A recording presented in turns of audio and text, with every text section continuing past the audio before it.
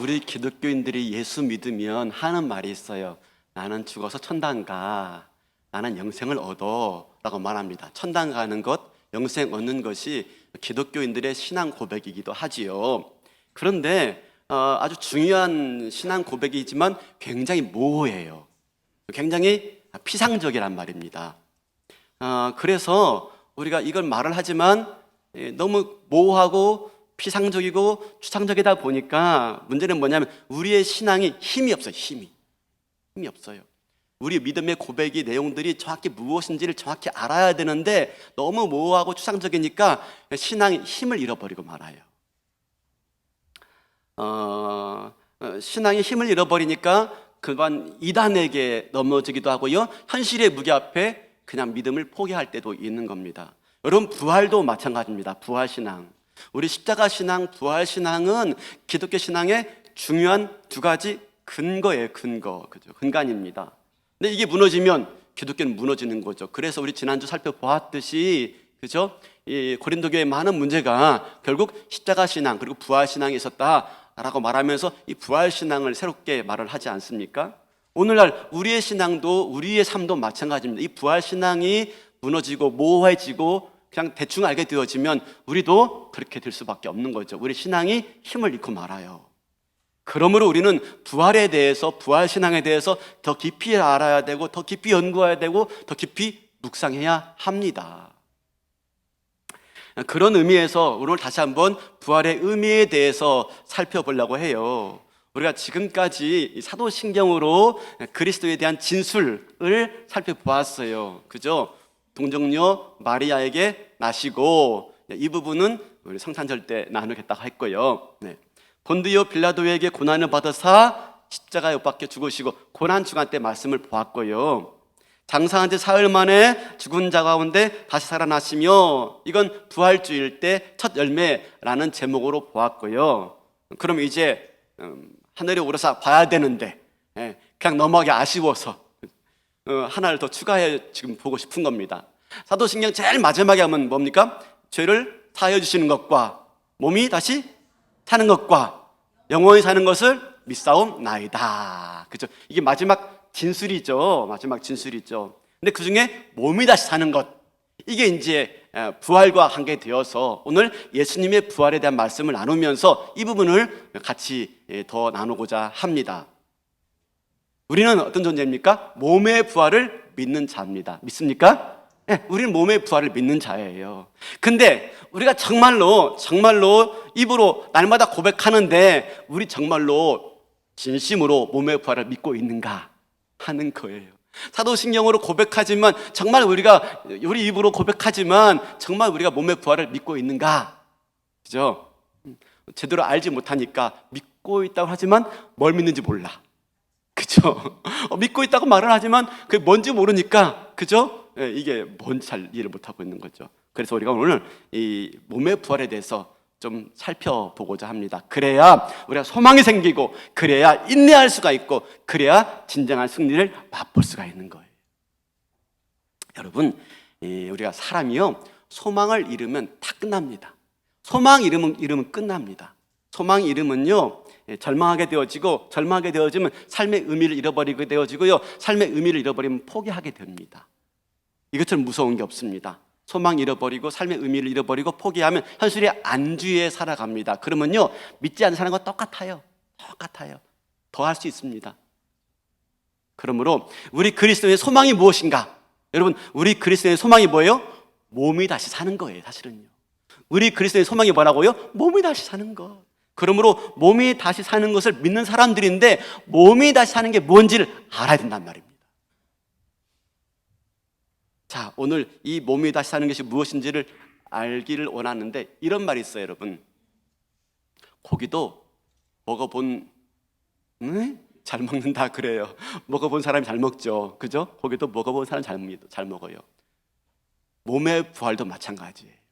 몸의 부활도 그게 뭔지를 아는 사람이 진짜 소망하는 거예요. 몸의 부활이 뭔지를 모르니까 소망하지 않는 거예요. 소망하지 않으니까 내 삶이 믿는 사람과 믿지 않는 사람과 똑같아 버리고 마는 거예요. 그래서 정말 몸의 부활이 무엇인지를 우리가 이 시간에 깊이 알기를 원합니다. 전 특별하게 이 몸의 부활 관심 많아요.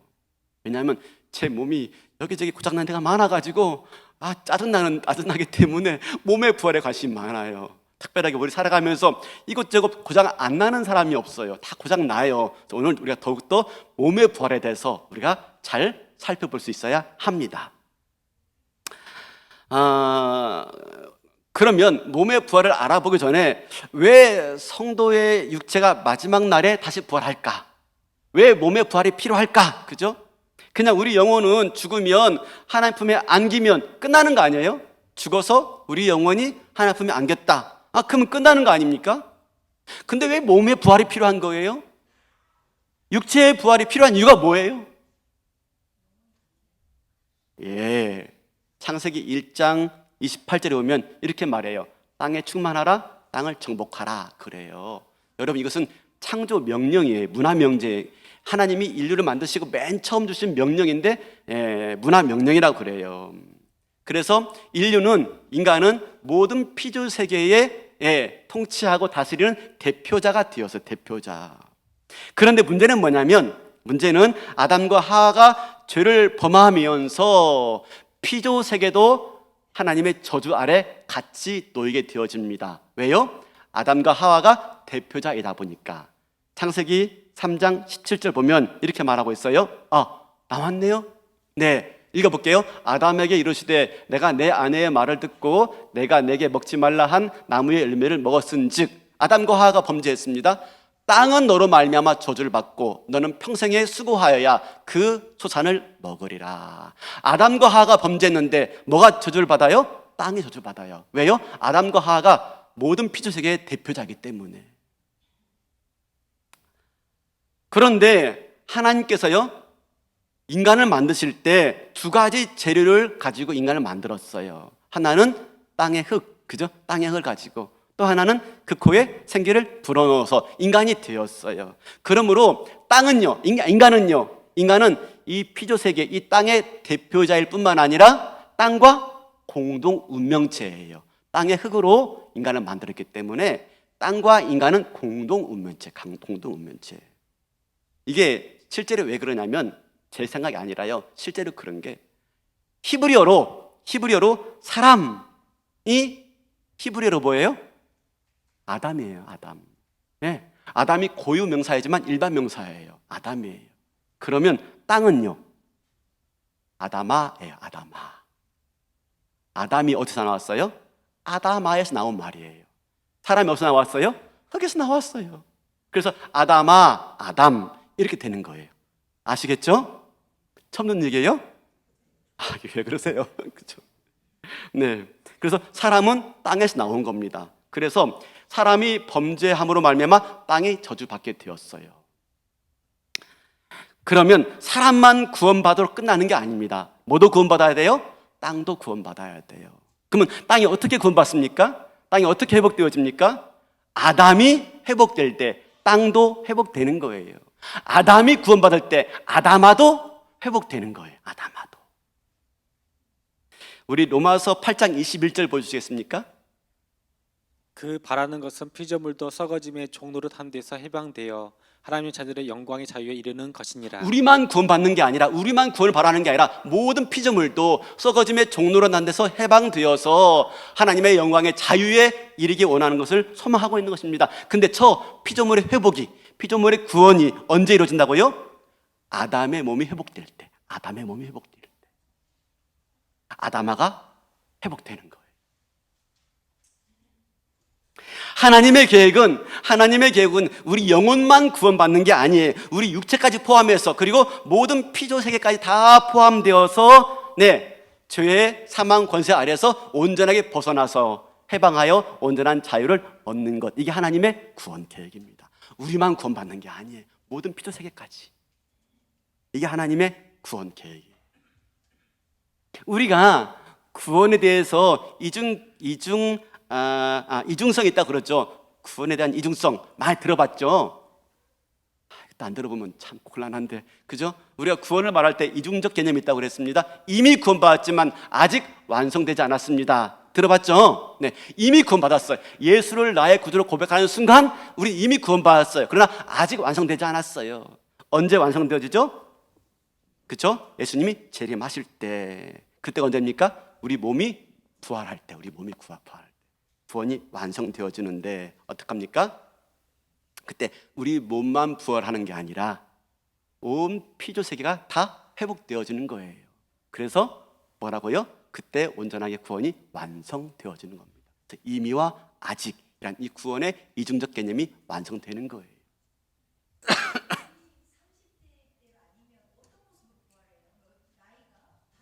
그건요, 교리대학 가시면 되겠습니다. 네, 교리대학 가시면 자세하게 알려드리겠습니다. 그죠? 네, 우리 그리스도인은 헷갈리네. 거기였지. 네, 그죠? 그러므로 뭐죠? 우리는 영혼만 부활하는 게 아니라 우리 몸도 부활하고 뭐도 부활하는 거죠? 네, 우리 피조 세계가 다 같이 회복되어져서 마침내 하나님의 새 창조가 완성되는 거예요. 그러면 우리 몸이 어떻게 부활할까? 우리 몸이 어떻게 부활할까? 궁금하죠? 네, 우리 몸이 어떻게 부활할까? 자, 지난주에 예수님이 부활의 첫 열매가 되신다라고 그랬어요. 여러분, 첫 열매를 보면 그 다음 열매를 예상할 수가 있어요. 그죠? 부활하신 예수님을 잘 살펴보면 우리가 어떻게 몸이 부활할지를 알 수 있는 거예요.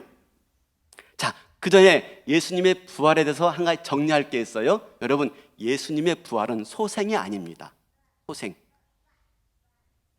죽은 나사로 이야기 아시죠? 예수님이 그 무덤 앞에 가가지고 나사로가 나오너라. 그러니까 죽은 나사로가 걸어 나왔어요. 죽은 시체가 걸어 나온 거예요. 걸어 나와서 같이 먹고 같이 마시고 같이 하게 되었어요. 부활처럼 보이지만 부활이 아니에요. 왜요? 다시 죽었어요. 그렇죠? 나사로 다시 죽어요. 그러므로 육이 그대로 육으로 살아나는 건 그건 소생이에요. 부활이 아니에요. 그죠? 근데 예수님의 부활은 소생이 아니에요. 육이 그대로 육으로 부활한 게 아니란 말입니다. 전혀 새로운 모습으로, 전혀 신령한 모습으로 그렇게 부활한 거죠. 똑같은 육체로 부활한 게 아니에요. 전혀 새로운 차원으로.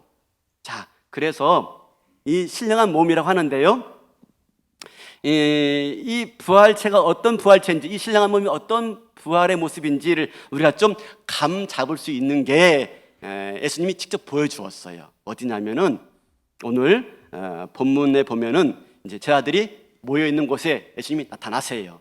오늘 본문엔 정확히 표현되어 있지 않지만 당시에 유대인 제자들은 유대인들이 무서웠어요. 자기들 잡아올까 봐가지고. 그래서 어디 숨었냐면 그 집에 숨었는데 문을 꽁꽁 걸어잠그고 숨었어요. 꽁꽁 걸어잠그고. 근데 예수님이 그때 나타나세요. 이 장면을 요한복음 20장 26절을 새 번역으로 읽어볼게요. 새 번역으로. 여드레 뒤에 제자들이 다시 집 안에 모여 있었는데 도마도 함께 있었다. 문이 잠겨 있었으나 예수께서 와서 그들 가운데로 들어서서 너희에게 평강이 있기를 하고 네. 인사말을 하셨다. 문이 잠겨 있었어요. 근데 예수님께서, 부활하신 예수님께서 오셔가지고 그들 가운데 들어오신 거예요. 자, 문이 잠겨 있으면 일반적으로 육체를 가지고 있다면 그 안에 들어올 수 있어요, 없어요? 없죠. 그런데 예수님은 문이 잠겨 있지만 부활하신 육체는 그 안에 들어왔어요. 뭐죠? 부활체. 신령한 몸은 뭐 어떻습니까? 물리적인 장벽을 뛰어넘어오는 신령한 몸이에요. 이게 부활체예요. 그리고 나서 인사를 한 다음에 39절 보세요. 39절. 내 손과 발을 보고 나인 줄을 알라. 또 나를 만져보라. 또 나를 만져보라. 또 나를 만져보라. 그래서 영과 살은 뼈가 있으되 나는 영은 살과, 보여주겠습니까? 그대로 그냥 지우지 마시고요. 네, 영은 살과 뼈가 있으되 나는 있느니라. 그죠? 예수님의 부활체가 어떤 모습인지를 알려주고 있어요. 더 나가서 결정적인 게 있어요. 41절이에요. 그들이 너무 기쁨으로 아직도 믿지 못하고 놀랍게 여길 때 이르시되 여기 무슨 먹을 것이 있느냐 하시니. 여기 무슨 먹을 것이 있느냐 하면서 물고기 한 토막을 주니까 예수님이 잡수세요. 부활하신 예수님, 살과 뼈가 있어요. 또 물고기도 드세요. 분명히 육체를 가지고 있어요. 근데 그 육체는요, 신령한 육체예요. 왜? 문이 잠겨 있는데 물리적 장벽을 뛰어넘어 가시는 분이세요. 그러므로 예수님의 부활체는요, 어떻습니까? 연속성이 있고 비연속성이 있습니다. 연속성이 있죠. 뭐죠? 예수님께서 창에 찢기고 손에 못 박힌 그 모습이 그대로 남아 있어요. 연속성이 있죠. 근데 비연속성이에요. 어떻습니까? 시간과 공간의 제약을 받지 않습니다. 여러분, 마찬가지입니다. 우리도 부활하게 된다면 그런 모습으로 우리 몸이 부활하게 될 거예요. 전혀 새로운 차원, 그죠? 그러면 우리의 몸은 정확히 어떤 몸일까? 아까 궁금해하셨는데 어떤 몸일까? 우리 에스터 미스터 신앙고백 32조 2항 보겠습니다. 마지막 날에 살아있는 자들은 죽지 않고 변화될 것이며 모든 죽은 자들은 본래와 똑같은 몸을 가지고 일으킴을 받을 것인데 그것은 바로 다른 특성을 가질지라도 결코 다른 몸이 아니며 그들의 영혼과 영혼이 다시 결합될 것이다. 뭐라고 말하고 있습니까? 똑같은 본래의 몸이에요. 우리가 몸이 부활할 때 본래의 몸. 근데 어떻습니까? 다른 특성을 가지고 있다. 전혀 다른 몸이 아니에요. 연속성이 있어요. 근데 전혀 다른 특성을 가지고 있다. 어떤 특성을 가지고 있을까? 고린도전서 15장 42절입니다. 죽은 자의 부활도 그와 같으니 썩을 것으로 심고 썩지 않을 것으로 다시 살아나며 우리 몸은 죽고 흙으로 돌아가지만 부활한 몸은요, 썩지 않아요. 두 번째로 어떤 몸입니까? 고린도전서 15장 43절 상반절. 욕된 것으로 심고 영광된 것으로 다시 살아나며 죄로 얼룩진 우리 몸이 영광스러운 모습으로 부활하는 거예요. 그 다음에 하반절 보니까 어떻게 해요? 하반절 43장 하반절. 약한 것으로 심고 강한 것으로 다시 살아나며 강한 것으로 다시 부활하게 돼요. 강한 것으로요. 그 다음 마지막 44절. 육의 몸으로 심고 신령한 몸으로 다시 살아나느니. 여러분, 우리의 부활한 몸은요, 어떻습니까? 지금 우리 몸보다 아름답고 강하고 영광스럽고 신령한 몸, 같은 몸이지만 전혀 차원이 다른 그런 몸으로 부활하게 될 것이다 라고 하는 것입니다. 그럼 이 몸이 어떤 몸일까? 아까 우리 성도님 물어보셨는데요, 어떤 분이 그럽니다. 어떤 모습일까? 그죠? 내가 죽을 때 모습일까? 어떤 모습일까? 그죠? 어떤 분이 이렇게 말해요. 내가 가장 예뻤을 때의 모습. 그렇죠? 언제예요? 가장 예뻤을 때가? 20대? 30대? 아니, 그보다 더 예쁜 모습으로, 그보다 더 강한 모습으로, 그보다 더 영광스러운 모습으로, 그보다 더 신령한 모습으로. 그렇죠? 어느 때가 중요한 거 아니에요. 그보다 더 강한 모습으로, 그보다 더 영광스러운 모습으로, 그보다 더 아름다운 모습으로 우리가 부활하게 되어지는 것이죠. 우리가 그럼 이게 왜 중요하냐? 이게 왜 중요하냐는 겁니다. 왜 꼭 그런 모습으로 부활해야 되느냐? 이게 왜 중요하냐 하는 걸 알아야 돼요. 왜 그렇게 신령한 모습으로 부활해야 돼요? 그 이유가 뭐예요? 그 이유가 있어요. 그걸 알아야죠. 그걸 알아야 우리가 부활하는 모습이 어떤 모습인지를 이해가 되는 겁니다. 우리가 천당 간다 그래요. 천당 간다, 천국 간다. 무슨 말이냐면 천당 간다, 천국 간다, 이 말은 무슨 말이냐면 하나님의 영광이 머무는 곳으로 내가 간다, 그 뜻입니다. 하나님이 계신 곳으로 내가 간다 하는 걸 말하고 있는 겁니다. 그러면 여러분 생각해 보세요. 우리가 하나님의 영광이 머무는 곳으로 가려면 우리 몸이요, 그 영광을 감당할 수 있는 육체이어야 합니다. 맞아요, 안 맞아요?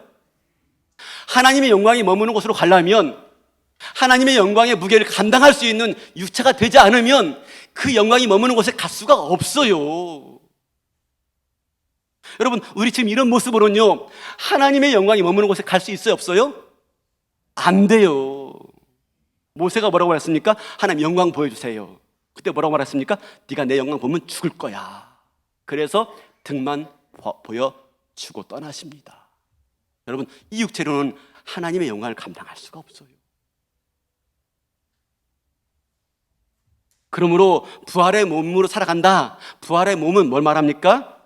이전 질서와 완전히 다른 새로운 몸으로 살아가는 것입니다. 왜요? 그래야지 새 하늘과 새 땅에서, 그죠? 새 하늘과 새 땅에서 우리 하나님 아버지와 영원히 살 수 있게 되는 겁니다. 그래야지. 그래서 뭐가 필요하다고요? 부활체가 필요한 거예요. 그래서 신령한 몸이 필요한 거예요. 어느 나이대가 중요한 게 아니고, 그죠? 어떤 모습이 중요한 게 아니고, 그래서 우리가 부활체가 필요한 거예요. 이걸 잘 보여주는 게 있어요. 마태복음 22장에 가면은 예수님께서 사두개인과 논쟁하는데, 이 사두개인들은 죽음 이유가 없다라고 말하는 사람들입니다. 바리새인들은 부활이 있다고 말하는데, 사두개인들은 부활 없다고 말하는 사람들이에요.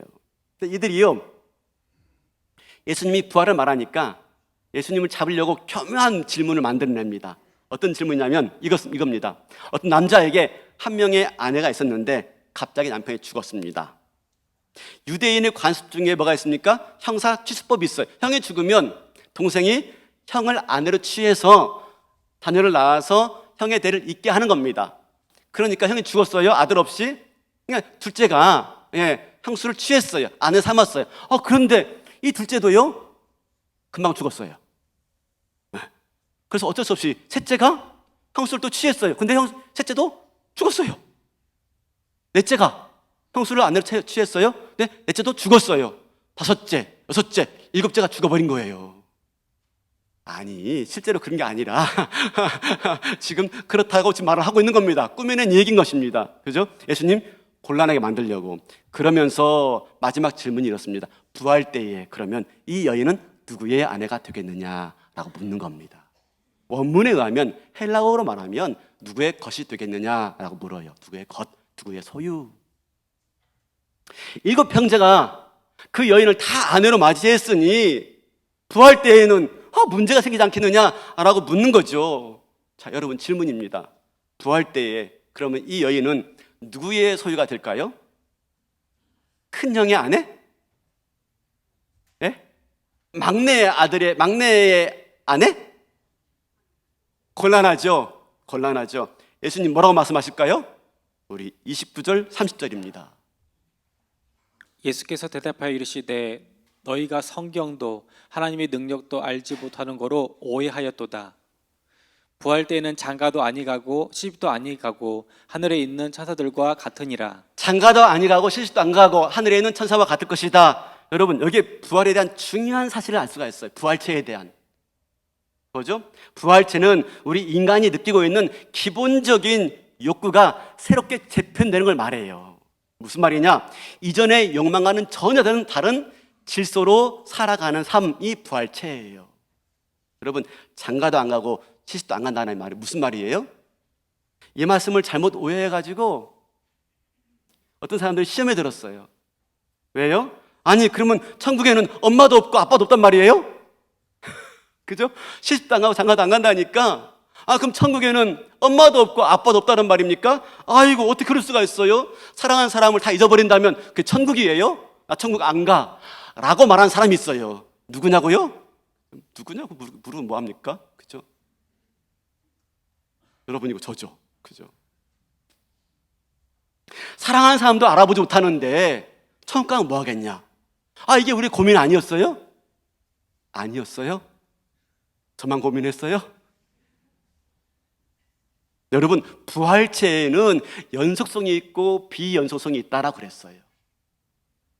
천국이 시집도 안 가고 장가도 안 간다 하는 말이 그 말 뜻이 아니에요. 여러분, 시집 가고 장가 간다는 것은 사람과 사람이 엮이는 가장 깊은 방식입니다. 시집 가고 장가 감을 통해서 사람과 사람이 엮여요. 관계가 아주 깊이 엮여요. 부활의 몸은 사람과 사람 사이에 유대관계가 없어지는 건 아니에요. 연속성이 있어요. 그러나 그것이 서로가 서로를 깊이 엮이는 관계로 가지는 않아요. 그 말이에요. 왜냐하면 하늘에 있는 천사와 같이 될 것이다 라고 말하기 때문에. 하늘에 있는 천사는 어떤 존재입니까? 여러분, 하늘에 있는 천사는 하나님과 가장 깊이 관계를 맺고 있는 존재예요. 하나님과 깊이 관계를 맺고 있는. 그러므로 우리가 부활체로 부활할 때 어떤 존재로 변합니까? 하나님과 가장 관계를 깊이 맺을 수 있는, 하나님과 깊은 관계를 맺을 수 있는 영광스러운 육체로 우리가 변화되어지는 겁니다. 그래서 어떻게 합니까? 부활체가 되어지면요, 우리 몸이 부활하게 되어지면요, 하나님과 친밀하게 교제할 수 있게 되는 겁니다. 하나님과 친밀하게. 부활체가 신령한 몸이라고 해서 뭐 신비로운 게 아니에요. 뭐라고요? 하나님과 친밀한 교제를 맺을 수 있는 그런 내 육체가 되어지는 것입니다. 그분이 말씀하시면 내가 알아들어요. 그분이 웃으면 내가 그 웃음을 보아요. 그분이 나를 안으시면 내가 그 안으심을 내가 누리는 거예요. 그분과 친밀한 교제를 누릴 수 있는 그런 모습으로 내가 변화되어지는 것, 이게 바로 부활체. 더 나아가서 우리 몸이 부활해야 되는 이유가 또 하나가 있어요. 그 이유는 뭐냐면 우리가 이전의 육체, 이 육체로는요 영생을 누릴 수가 없어요. 이 육체로는. 우리 고린도전서 15장 50절 보여주겠습니다. 형제들아 내가 이것을 말하노니 혈과 육은 하나님 나라에 이어받을 수 없고 또한 썩은 것은 썩지 아니하는 것을 유업으로 받을지 못하느니라. 영생을 누리기 위해서 가장 합당한 몸이 뭐라고요? 몸의 부활. 신령한 몸. 신령한 몸이 아니고는 영생을 누릴 수가 없어요. 이 몸으로는 안 돼요. 그래서 영생에 가장 적합한 몸으로 하나님 우리 몸의 부활을 이루어 주시는 것이죠. 몸의 부활입니다. 그래서 이 몸의 부활과 영생은 뗄래야 뗄 수가 없어요. 그렇죠? 몸의 부활은 왜? 영생을 누리기 위해서. 그래서 사도신경에도 그렇게 나오죠. 몸이 다시 사는 것과 영원히 사는 것을 믿사옵나이다. 이어서 나오는 겁니다. 톰 나이트라는 분이 이렇게 말했어요. 톰 나이트, NT 나이트라고 하는데 이렇게 말을 했어요. 같이 한번 읽어볼까요? 시작. 기독교인의 희망은 죽어서 천당 가는 것이 아니다. 몸으로 부활해서 예수 그리스도와 같은 영광스러운 몸으로 변화되는 것이다. 이게 우리의 소망이에요. 우리의 소망은 천국 가는 게 아니에요. 천국 가는 거죠. 구체적으로 말하면 몸으로 부활해서 그리스도와 같은 영광스러운 모습으로 변화되어 뭘 누려요? 영생을 누리고 하나님 영광의 무게를 감당할 수가 있고 주님과 친밀한 교제를 누릴 수 있는 모습으로 변화되어지는 것, 그게 육체의 부활이고 그리스도인들의 소망이에요. 소망. 이 소망을 모르니까, 이 소망이 약해지니까 예수 믿어도 기쁨이 없어요.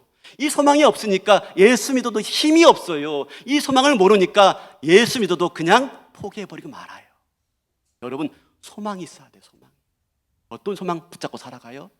예수 안에서 어떤 소망이 있어요? 그냥 잘 되는 거, 내가 높이 올라가는 거.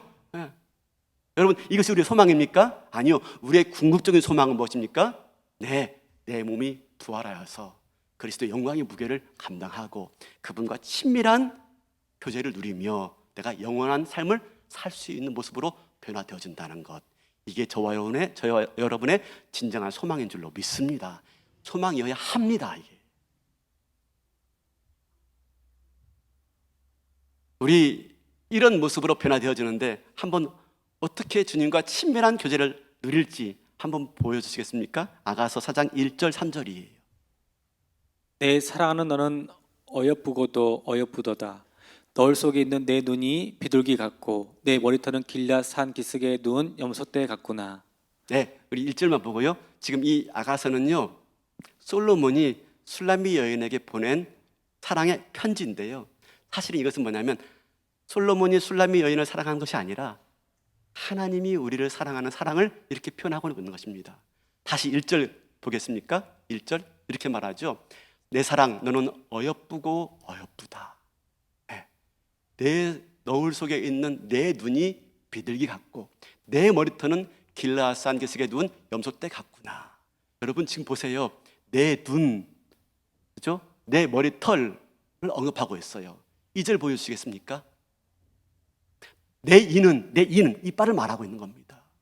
목욕장에서 나온 털과 낀 암양꽃 새끼 없는 것은 하나도 없이 각각 쌍탈을 낳은 양 같구나. 3절 내 입술은 홍색칠 같고 내 입은 어여쁘고 내 너울 속의 뺨은 석류 한쪽 같구나. 여러분, 하나님이 우리를 사랑하시는데 어떤 사랑입니까? 정신적인 사랑만이 아닙니다. 하나님을 사랑하시는데 영혼의 사랑만 말하고 있는 것이 아닙니다. 육체적 사랑도 말하고 있어요.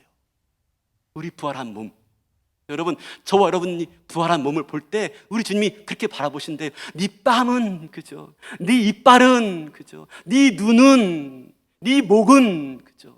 너무너무 사랑스러운 모습으로 우리를 바라보고 계신다는 걸 말하고 있는 것입니다. 그런 모습으로 우리가 변화될 거예요. 그렇게 해서 마치 솔로몬이 술람미 여인을 사랑했던 것처럼 예수님이 우리를 사랑하시겠다라고 말씀해 주고 있는 거예요. 여기에 가슴 벅차 올라야 되는 것입니다. 그런 모습으로 우리 사랑하시겠대. 그런 모습. 그러면 우리가 부활했을 때, 우리가 부활한 모습으로 예수님 만났을 때 우리 어떻게 예수님 만날 수 있어요? 네, 예수님의 그 인자한 눈을요 마주 대할 거예요.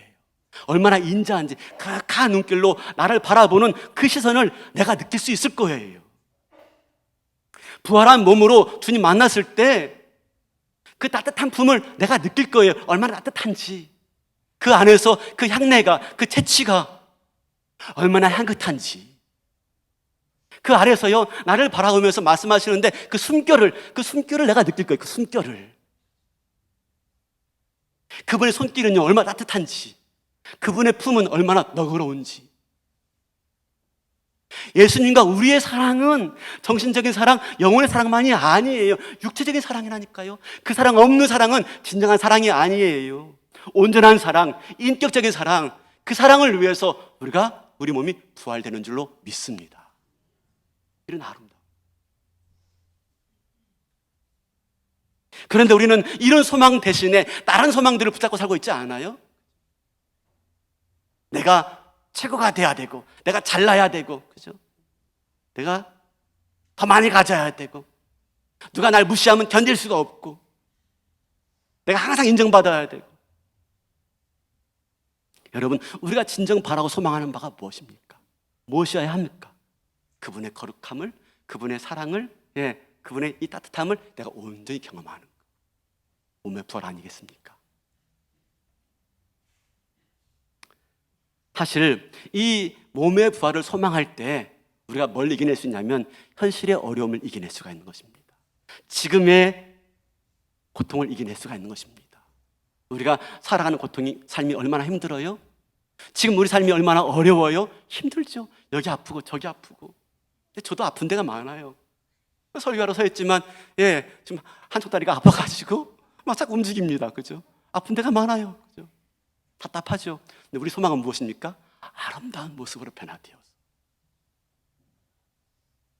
주님과 사랑을 나눌 수 있는 가장 예쁜 모습으로, 가장 강한 모습으로, 가장 영광스러운 모습으로, 신령한 모습으로 부활해서 주님과 아름다운 사랑의 유제를 나누는 모습으로 변화될 것이다 라고 하는 것입니다. 이것이 우리의 소망이에요. 이 소망으로 살아갈 때 우리는 어려움도 고통도 죽음도 두렵지 않은 겁니다. 물론 죽음이 완전히 두렵지 않은 건 아니에요. 죽음 두렵죠. 근데 죽음이 진짜 두려운 것은 그 죽음 다음 때문에 죽음이 무서운 겁니다. 죽음 자체가 두려운 게 아니라 죽음 다음 때문에, 죽음 너머 때문에, 어떤 일이 발생할지 모르기 때문에. 근데 우리는 알아요. 죽음 너머에 뭐가 있을 줄 알아요. 뭐가 있죠? 네, 몸의 부활. 그리고 영광스러운 교제. 주님이 나를 보고요, 야, 네 이빨은, 나를 보고요, 야, 네 뺨은, 야, 네 목은 진짜, 그렇게 나를 기뻐하실 그 날을 우리가 소망하는 거예요. 우리는 어떤 자인지 아십니까? 사랑하는 성도 여러분, 우리는요 내 인생의 끝을 보고 온 자입니다. 죽음 너머를 이미 보고 온 자예요. 우리는 그런 존재예요. 끝을 보고 와서 지금 여기를 살아가는 존재예요. 그러도록 하기 위해서 우리 주님이 몸소 보여주었어요. 당신의 부활한 모습으로 보여준 이유가 무엇입니까? 니들 모습은 이럴 거야 보여준 겁니다. 너희들의 몸의 부활은 이럴 거야 보여주신 거예요. 그래서 부활한 몸으로 나타나신 거예요. 우리 그걸 봤어요. 예수님 통해서 봤어요. 첫 열매 통해서 봤어요.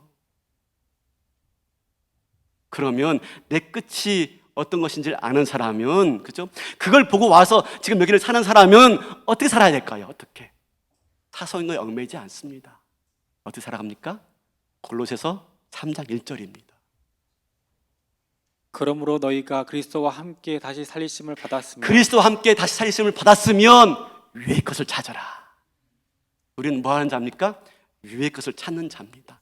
땅에 얽매이기 쉬운 것들에 얽매이지 말고 위의 것을 찾으면서 우리 남은 날들을 살아가는 것이죠. 그럴 때 마침내 우리가 주님을 만나는 영광스러운 모습으로 부활되어서 그 어느 누구도 꿈꿀 수 없는 아름다운 교제와 영원한 삶을 누리게 되는 저와 여러분 될 줄로 믿습니다. 이 소망으로 남은 날들을 우리가 승리하며 살아가는 은혜가 있기를 주님의 이름으로 축원합니다. 다 일어나시겠습니다.